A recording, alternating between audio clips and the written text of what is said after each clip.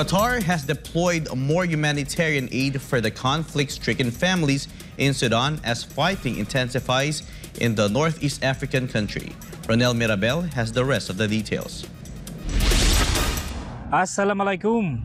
A Qatari airplane carrying 14 tons of food and medical supplies arrived in Sudan as conflict enters more than 100 days. Qatar resumed its air bridge to war-torn Sudan this week. The latest humanitarian effort brought Qatar's total aid to Sudan to 371 tons since May. This came after rights groups warned the Sudanese refugee crisis could soon become a humanitarian catastrophe. The war in Sudan broke out in April 15 following tensions between the Sudanese army and the paramilitary Rapid Support Forces. The rival factions once previously shared power under a 4-year agreement following the toppling of a former longtime Sudanese ruler, Omar al-Bashir, in 2019. The conflict has killed more than 3,000, although the actual figure is believed to be much higher. Sudan has extended the closure of civilian airspace until August 15, with flights for humanitarian and evacuation purposes exempted from the measure. Al-Takrir min al-Dawakan Hada Ronnel Mirabel, SMNI News, Qatar.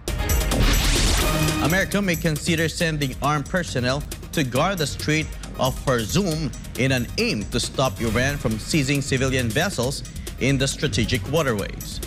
Melchizedek Cadiz reports.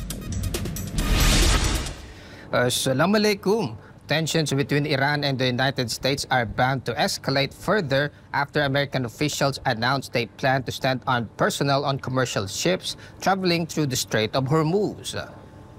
The U.S. plans to send armed troops in tankers to counter Iran's seizure of foreign vessels in the strategic waterway.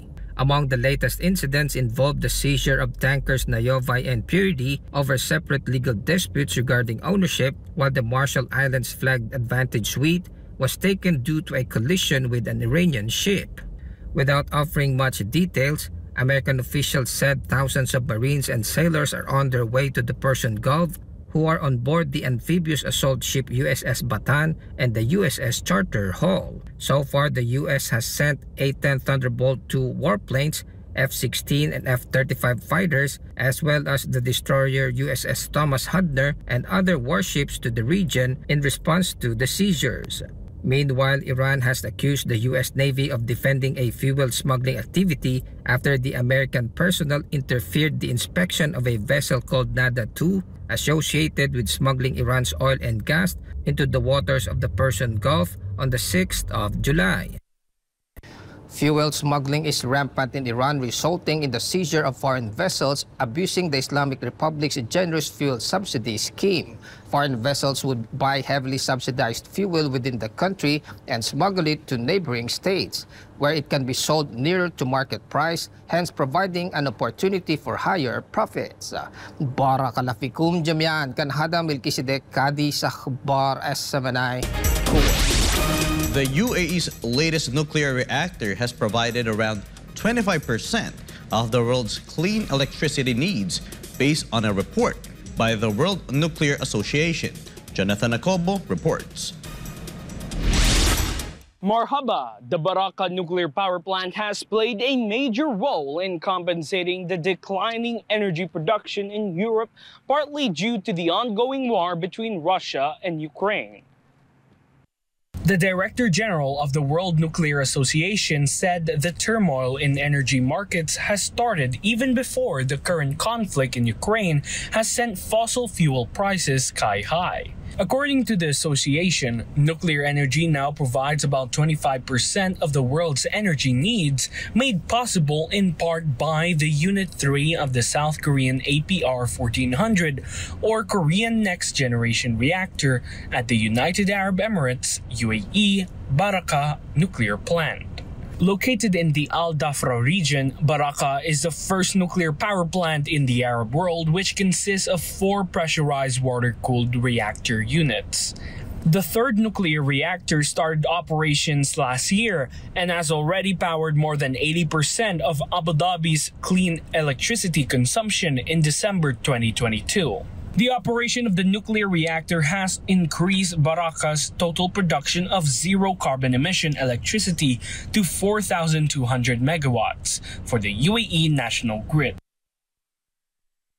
Preparations to operate the fourth and final reactor unit of the Baraka nuclear station was announced in June, while commercial operations are likely to begin in 2024.